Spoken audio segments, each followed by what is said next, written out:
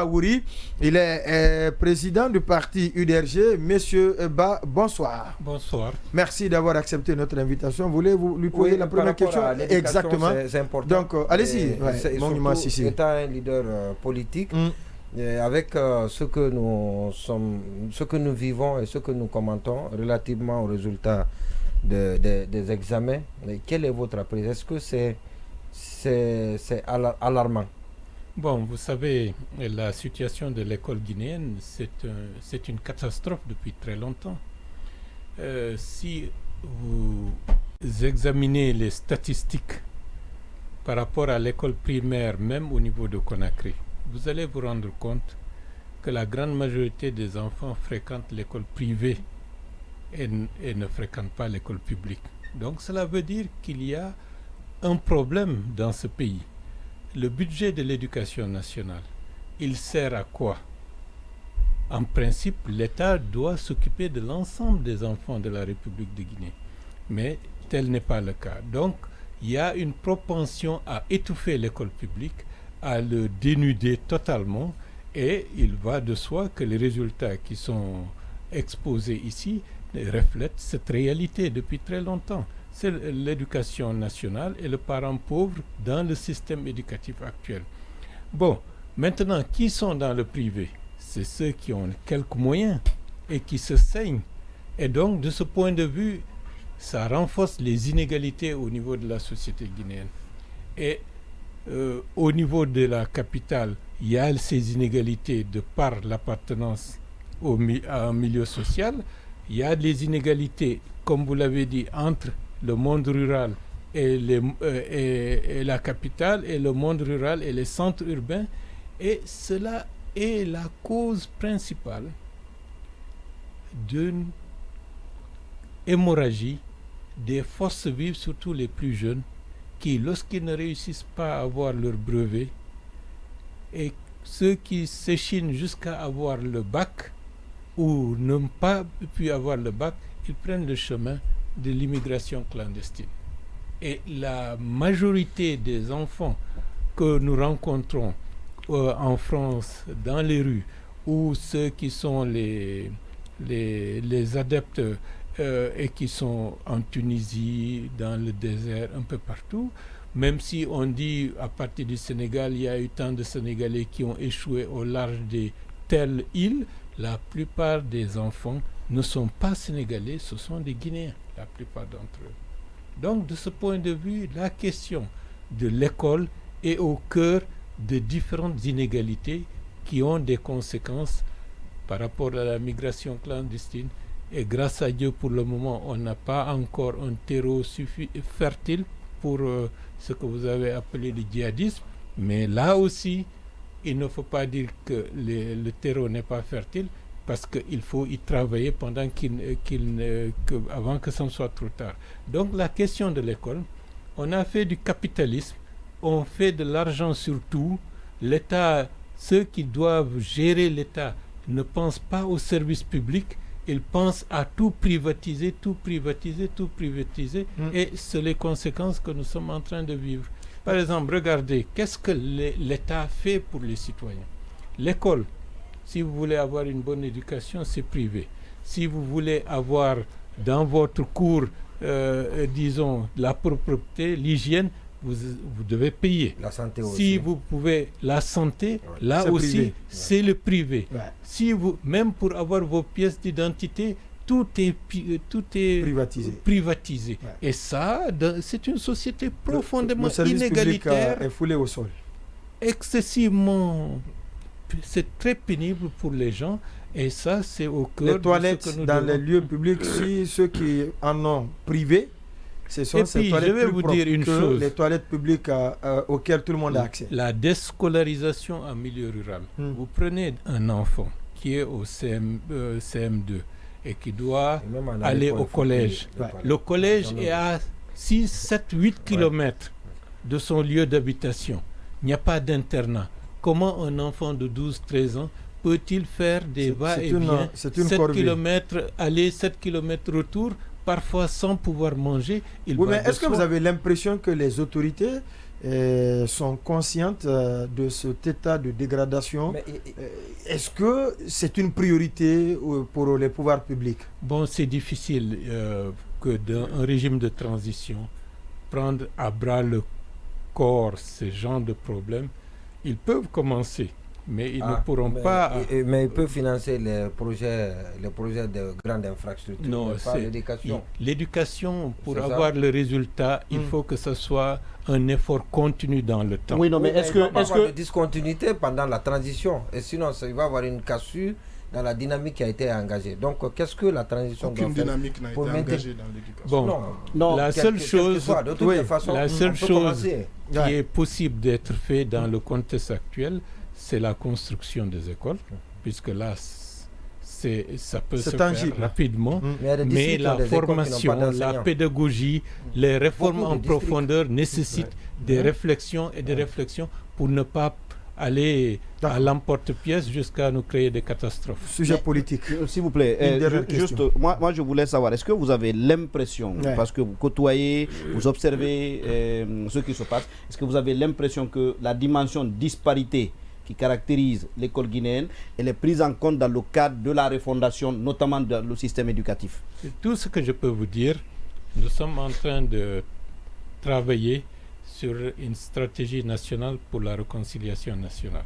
Et la question des inégalités, la question de l'équité, qui prend en compte la question scolaire, les disparités, et la question de l'inclusion, tout cela fait partie des préoccupations qui seront exposées.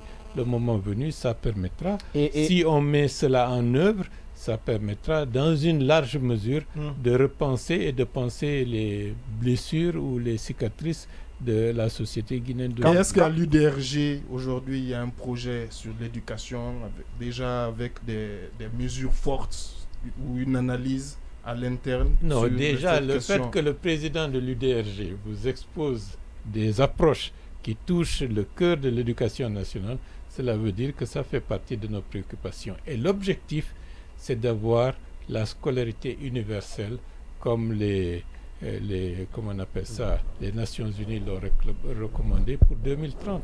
Et là, c'est un effort. Il ne s'agit pas d'un enseignement universel avec des disparités à l'intérieur.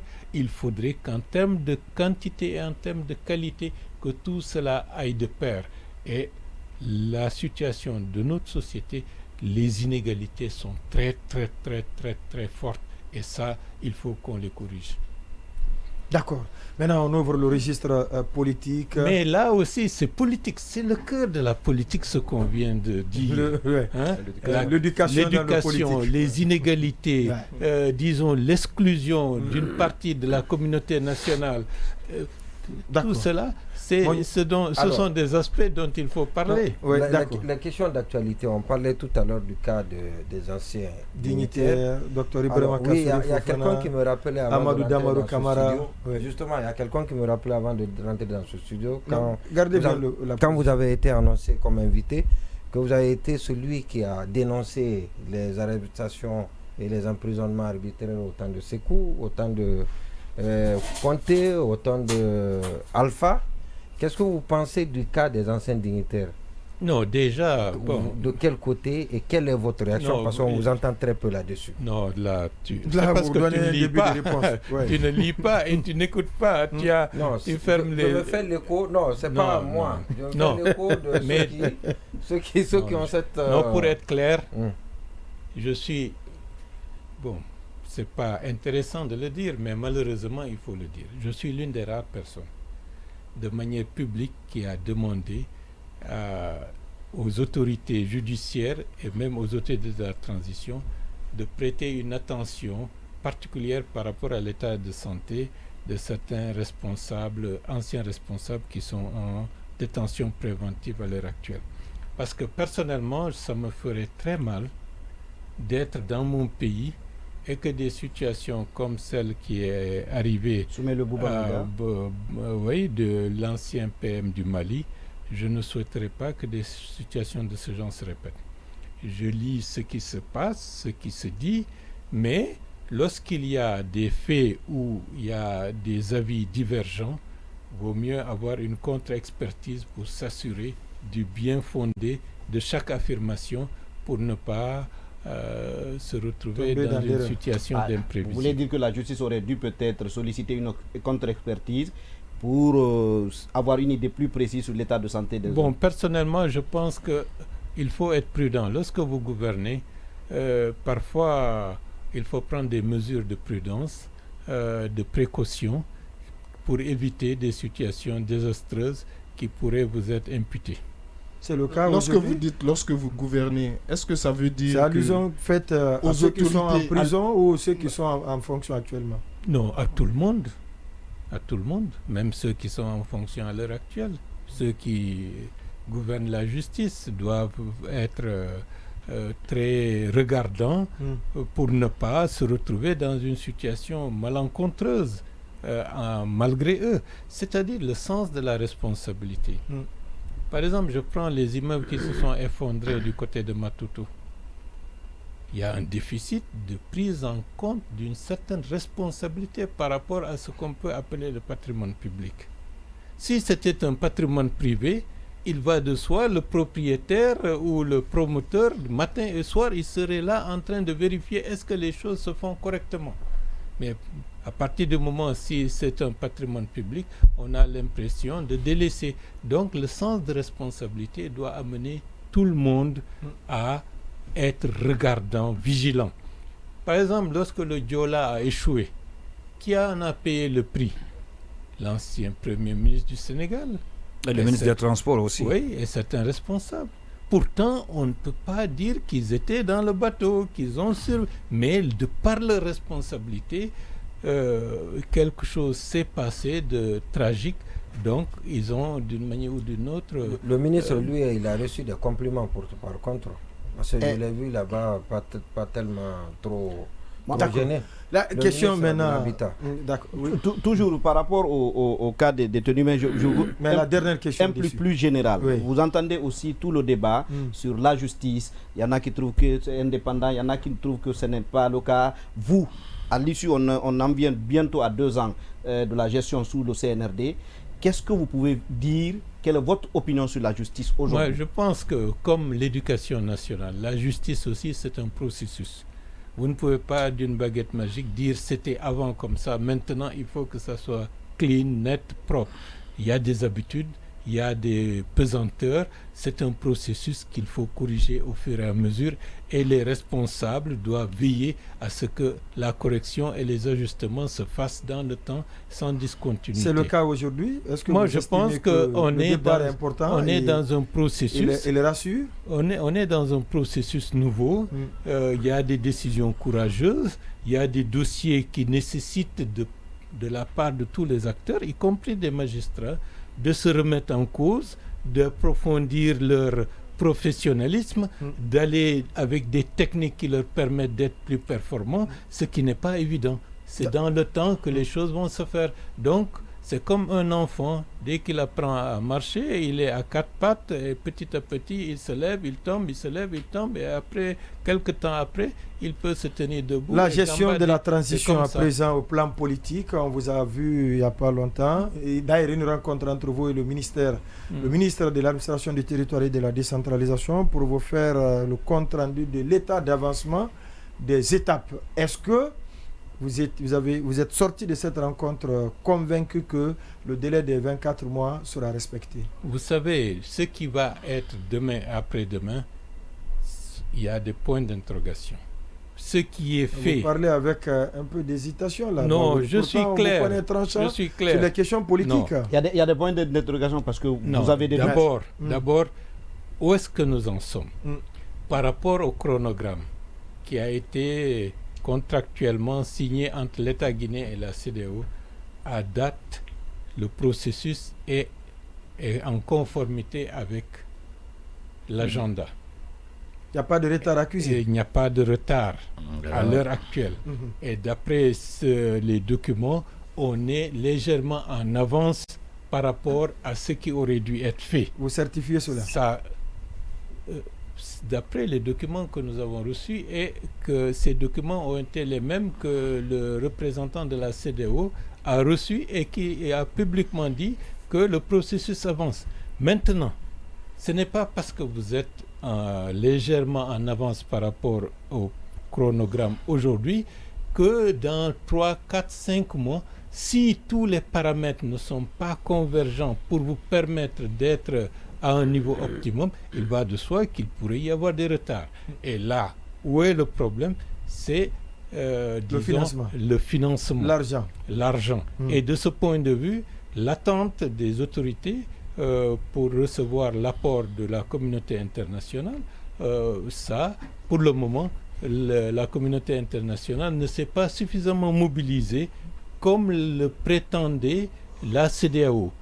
Ça, c'est un point noir par rapport au processus. Maintenant, en tant qu'autorité guinéenne, il ne faudrait pas dire que la CEDEAO avait promis de mobiliser la communauté internationale pour financer l'ensemble des étapes. Ce qu'il faut, c'est notre responsabilité en tant que Guinéens, en tant que dirigeants guinéens. C'est nous qui sommes partis à la transition, donc c'est nous qui avons épousé l'ordre anormal, c'est nous qui devons nous battre également pour que l'ordre soit normalisé. Non, ce n'est pas normalisé, parce que ce qui est anormal, la normalité date de très longtemps. C'est de cela qu'il s'agit. Non, elle doit encore perdurer. Non, pas du tout. C'est la responsabilité des acteurs du 5 septembre, c'est de faire en sorte que ce qui s'était fait ne se répète pas.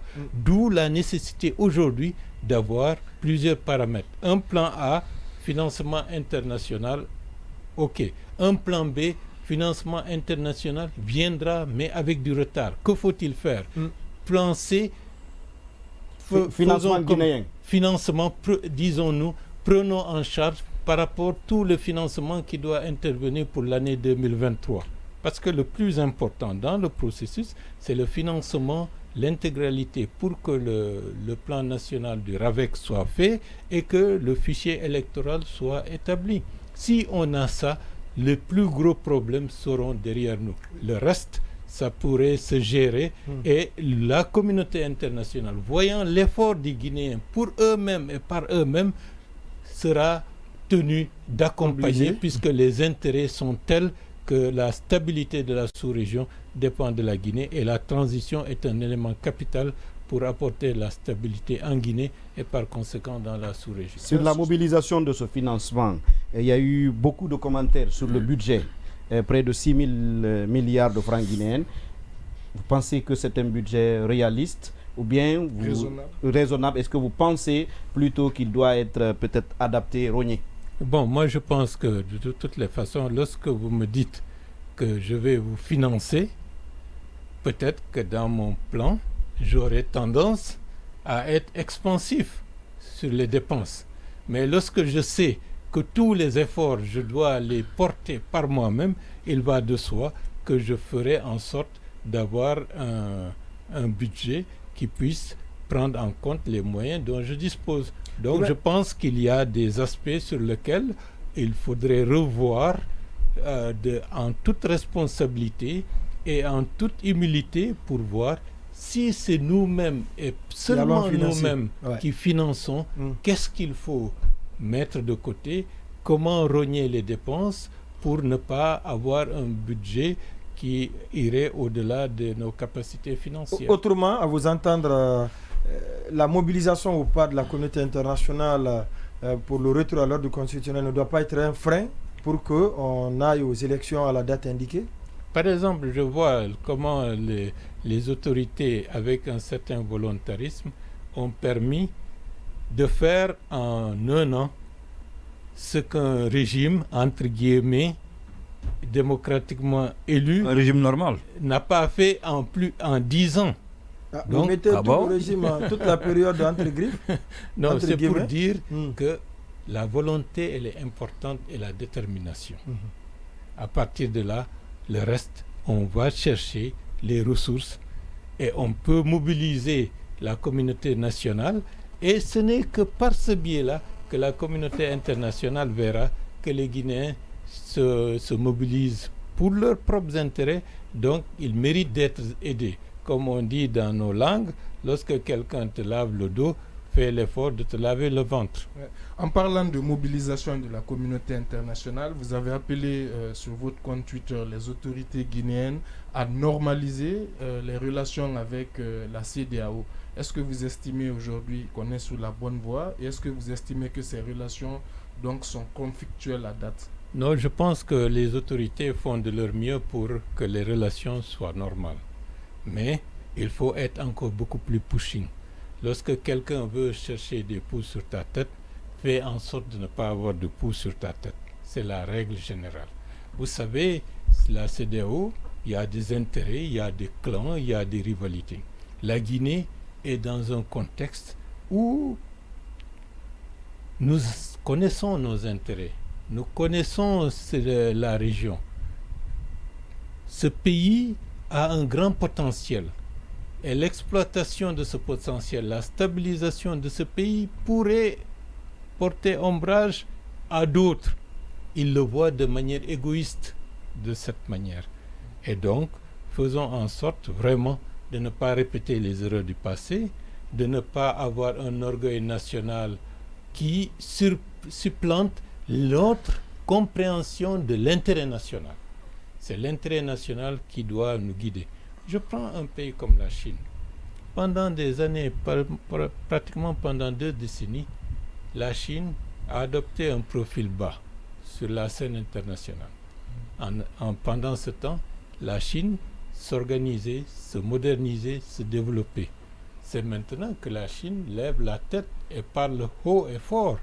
Donc il faut savoir quand est-ce parler haut et fort, quand est-ce qu'il faut avoir un profil bas pour être en mesure de faire prospérer des intérêts nationaux vitaux.